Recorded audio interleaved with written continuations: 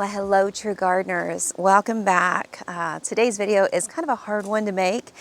I know you guys are feeling the same pain that I am in your gardens, and your plants and trees are shriveled and brown and probably looking worse by the day. So I wanted to share my garden with you and share some things that you can do at this point to help start the repair process, kind of put together a plan. Because as Florida gardeners, you know, we take a moment to feel sad, maybe upset, maybe shed a tear or two, or in my case, a few. But at the end of the day, we're ready to get out and put together a plan to get our plants and trees back in the shape that we know that they're going to get back into. So a lot of people think that the frost is the thing that does your plants in, and at this point, there's really not a whole lot you can do to do but wait. And in some cases, yes, when it comes to the trimming, you do of course still want to wait until that March timeline before you start trimming. You want to protect your plants and let that foliage stay on there, not just for a cold snap that might be coming in the future, but more for those plants. If you trim them back now and they're getting full sun, they're very tender, very weak, so they're kind of going to protect them from sunburn at this point. So the only time I would do trimming would be if my plants are mushy. If you're starting to see a lot of mush, then it's going to create more fungus. It's going to create issues. So go ahead and trim those back and just kind of, hope for the best, because when they're getting mushy, it's a good chance that they're pretty much goners. False agaves are one of the plants that I would say, false agaves and foxtail agaves, those are ones that they kind of look like they're melted. So the leaves kind of just fall like this. So go ahead and trim those off to protect the center of the agave so it doesn't get fungus. The next thing that you can do, you guys, is spray liquid copper fungicide. I know I mentioned this in my previous video, but right now the plants are so sensitive, and the next thing that's going to happen is that warm air is going to come in. It's actually starting today, and spraying the plant at this point is really going to seal the plant off from disease. So you may not even see evidence of fungus at this point, and if that is you, then you are right on time. Trying to spray it after the fact is a little bit harder, so we're going to go ahead and treat things today. I'm going to show you exactly how I'm going to attack this in my own garden, because as I mentioned earlier, the frost does kill things, but most of the time what actually does your plants in, what actually kills your plants, is the things that you could prevent now. So this would be the liquid copper fungicide, this would be the non-trimming, and then in about a week to 2 weeks, hitting it with a pesticide treatment. Those are the three things that you can do that are going to protect your plant from getting attacked by disease and pests. And those are the final things. Those are the things that the frost weakens, and then those things attack, and it does your plants in. So if you can protect it from the last two things, then you're going to give your garden a big, big boost to success. So today we're going to tackle the first thing. I'm going to share with you exactly how I spray my plants and trees with liquid copper fungicide. All right, so there's two different kinds of ways you can spray this. You can use it if you have a big garden like I do. This is my favorite application by using you can use a backpack sprayer or a pull behind sprayer. This guy sprays fantastically, really gets back there, so I use it for my pesticide products and my copper fungicide products. It's fantastic. Now, if you only have certain plants or trees, then you can use something as simple as, just putting it into a bottle. So you can spray. I'm going to kind of show you how I'm going to do that on my Pananga coronata here with this spray bottle, so you guys can see the areas that I try to aim for. Now, today we are spraying with water, because I thought for sure while I was on vacation that I had some copper fungicide at home. I use the ag product. I'll get Bryce to put it right here.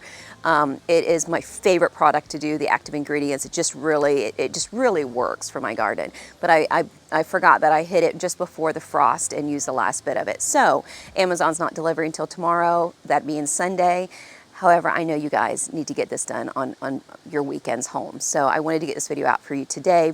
I thought it was important to show you. So follow the directions. I use on average 1.5 ounces to 2 ounces per gallon, and then that's my total mix. So this is a 5-gallon here, and then if you use a spray bottle like this, you'll probably end up using 2 or 3 teaspoons into a spray bottle like this. So the directions will be on there. I think it's for teaspoons, but on average I use 1.5 ounces to 2 ounces of of the liquid copper fungicide. I generally do not go over that amount because just like anything, too much of a good thing is a bad thing. So you want to be careful. And then you also don't want to apply this just all hairy-carry, or when you think about it, you know, several times a year. You want to apply it when we're, you know, we're getting our rains, or, you know, just tons and tons of humidity out there. You may want to apply it then, or during a cold snap. But you don't want to overdo it because too much copper in the ground it's not great for the plants on a consistent basis. So you definitely want to do it with cause. This is a great preventative measure to protect your plants in the situation they're in. This is going to be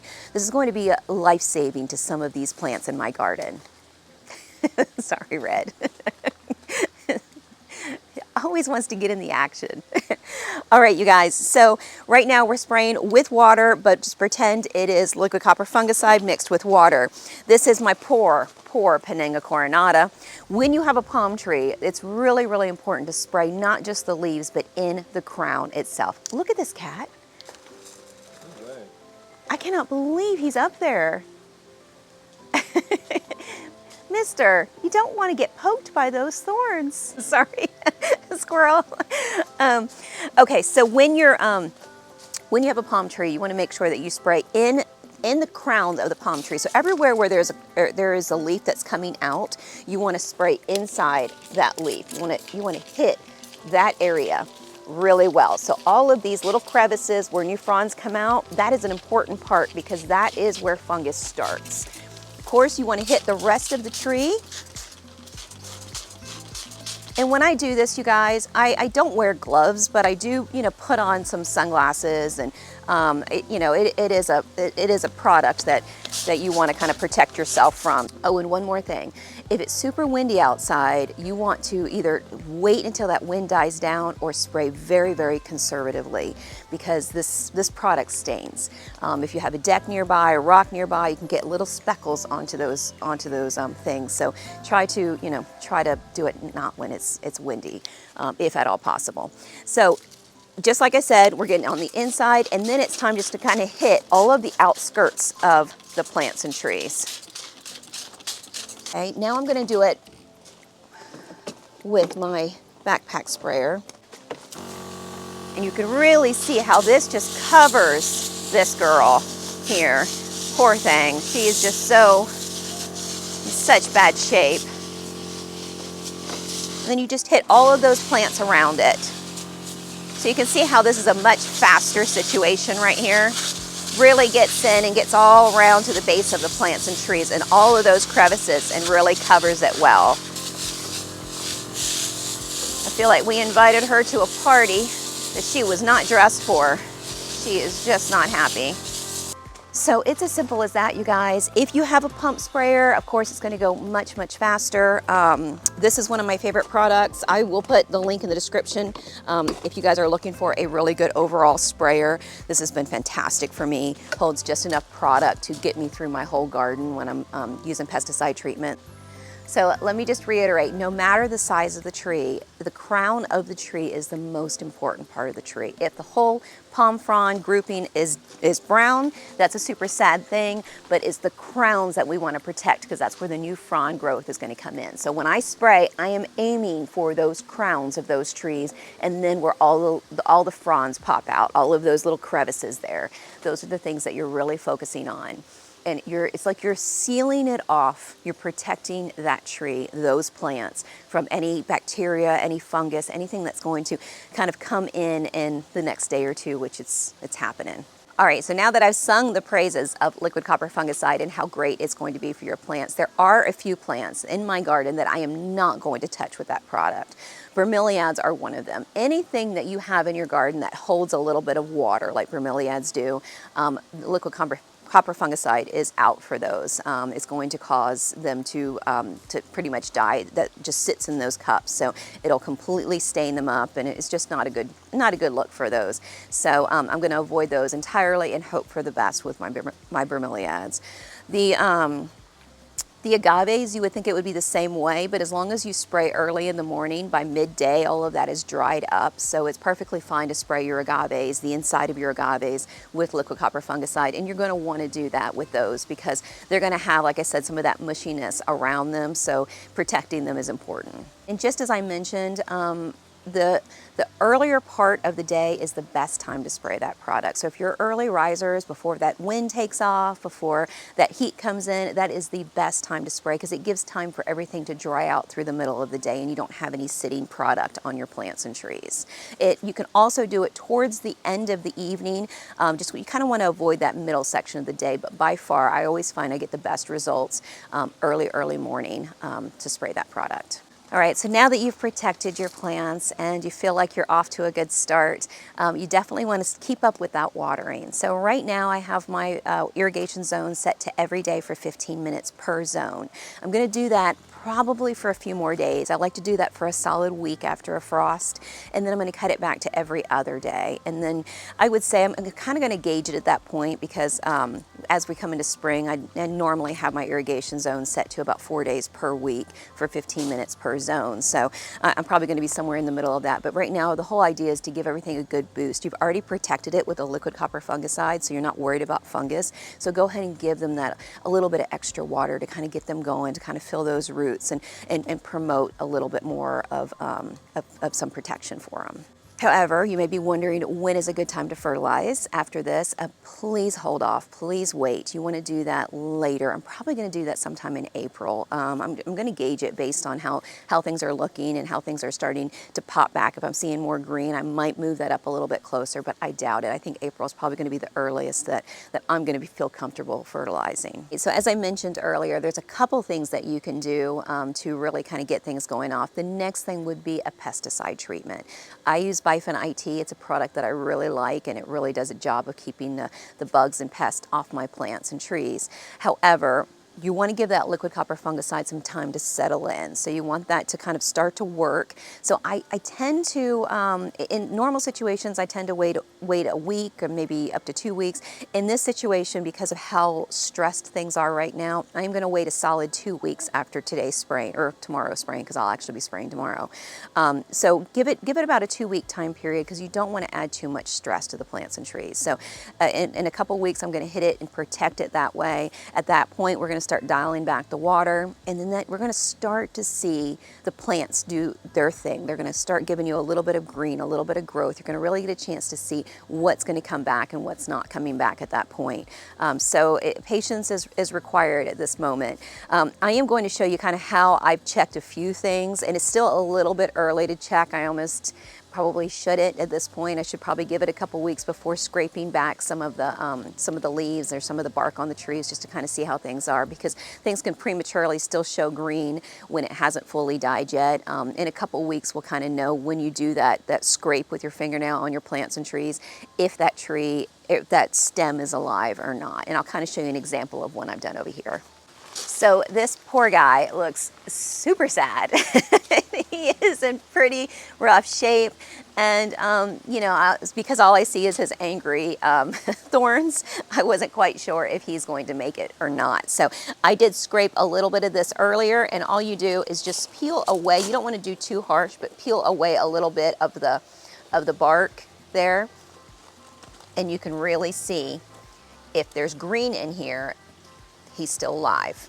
So as of right now, it is a good sign. Again, it is a bit early, so I'm going to have to wait a little bit longer and kind of try it again. And I'm hoping, because you guys know how I feel about my Madagascar palm, I just think it's just so angrily beautiful right here.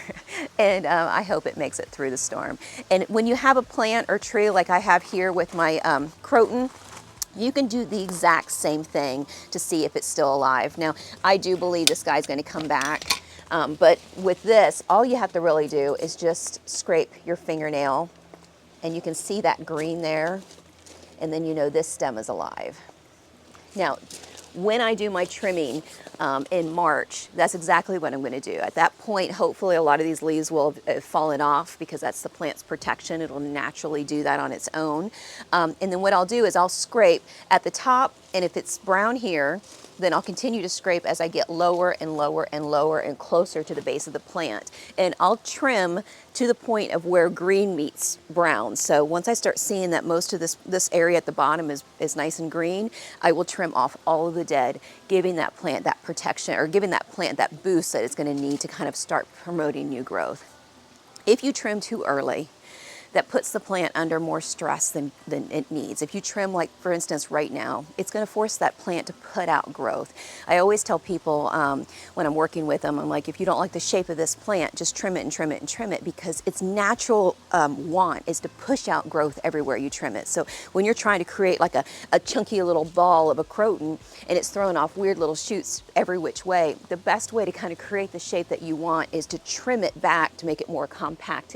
And where you trim it, it usually produces more growth right there in that trimming area, and that's how you get a really nice shaped plant overall. So if you trim it right now, what it's going to do is put out that energy that it doesn't have to promote growth, and then so you're going to wait on that. Those are the things that you can do to protect your plant. Have restraint. But as I mentioned, you guys, I would wait, you know, because right now it's a little bit of a false hope, and given it a couple weeks, you're gonna see more of if that plant and tree is alive. I wanted to mention it now because I see a lot in the comments, you guys asking how can I tell if my plants and trees are actually going to make it? How you know, how do I know? Because everything looks fried, like it's been deep fried, you know. So it is kind of hard to tell. But I would give it a couple weeks and then do that thing, and then you'll kind of know as you're walking through your garden what's going to come back and what's probably not. So, but mentioning the comments, you guys had such great questions, and I know a lot of you are in the same situation that I'm in, and you don't kind of, you know, you have questions without answers. So I'm going to go through a few comments that I saw this morning, and hopefully just rapid fire kind of give you guys some answers to those questions, and hopefully that'll help you guys out. All right, you guys, so the first comment from SBSINC836. Thank you. I'm a landscape designer in Orlando, Florida, and a lot of my clients are freaking out. So many plants that have never seen damage by frost are looking like toast. Oh, I know. Some unexpected casualties. Autograph plant, which is like Lucie, firebush, schiffelera. Can you provide some advice? Will they come back? And that's hard to say, of course, but the one good thing about Lucie is it has such a vigorous root system. So keep in mind that I know we got into like 23 degrees, which is unheard of, but the ground temperature is going to stay warmer than that. And those Lucie, with all of those roots, it's like a giant netted root system at the base. There's a very good chance that some of those roots did survive that in that warmth of the ground. So I have good hopes for my Lucie, even though you guys have seen the videos and they look awful. I do believe they're going to come back. I had Lucie knocked completely over, broken during the hurricane. You guys may remember that video. It was pretty devastating.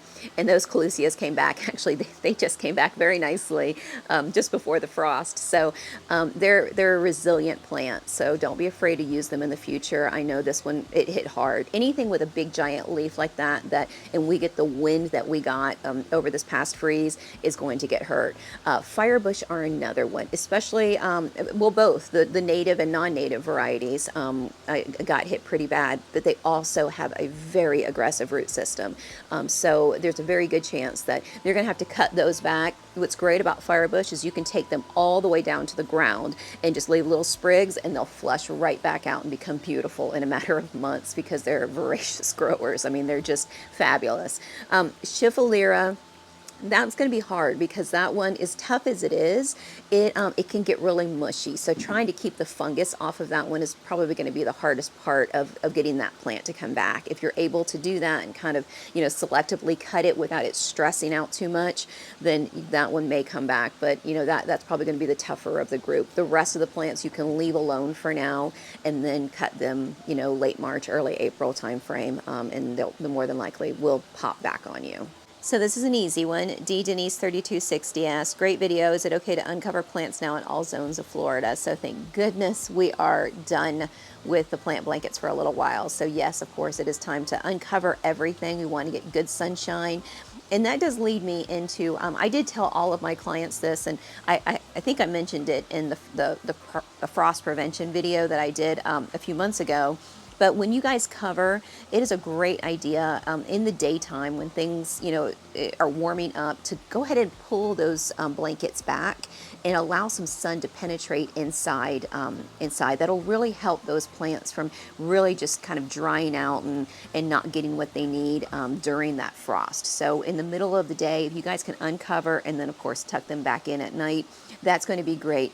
We normally don't have to do that here in Florida, because when we get a frost, it is mostly, a few minutes. It's through the night, and then the next day we're back to warm temperatures again. But with this unusual frost, it was pretty rough, because we had 4 consecutive days of really, really low temperatures, and some of you guys in Florida had 5 days that way. So that's a very long time to keep your plants covered. So it's a very good idea to pop them on and off. Obviously not take them all the way off, but peel back so that at least some sunshine can get in there throughout the middle of the day. And this question is come in so many different ways, so I'm going to answer this question the best that I can. But a lot of people are seeing a lot of those tropicals, those beautiful plants that they brought in from all over to their zones, and are just like, I'm just going to go back and not plant anything that could potentially freeze ever again. And that's kind of a hard thing to hear, because we are in Florida, and we have pockets of Florida, big pockets of Florida, obviously, that do get frost on occasion.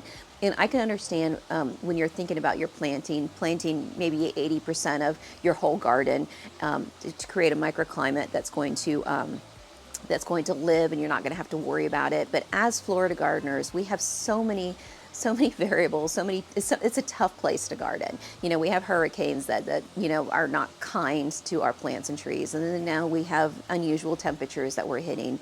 And I hope that this doesn't discourage you guys from bringing in some real beauties into your garden. They might be exotic, they might have to be covered, and you might lose them, after having them for 10 or 20 years, like my garden. This is a well-established garden that has been growing a very long time, and I've introduced some plants and trees that are on the cuff, on the border of whether they should make it or not. And will I lose maybe 1 or 2 of those? I absolutely might. But I wouldn't change it for the world. And when I do go back with material, more than likely, if I take that out, I may just put it right back in, because you want to love your space. And it's unfortunate, but not everything's permanent. These are living beings, so things can happen. And don't let that change. Don't let that change how you garden. Don't let that change what you love. Introduce some things that make you feel a little safer, but don't lose sight of why you want to create what you're creating in your space. Because I am not going to. This is not going to change how I see my garden in the near future. Well, that's going to do it for today's video. I want to get this out and published to you guys right away, so I will see you in the very next video. You guys do not lose hope. Get together on your plans of starting to protect your garden, and I will see you in the next video when it's time to spray for pesticide. Take care, true gardeners.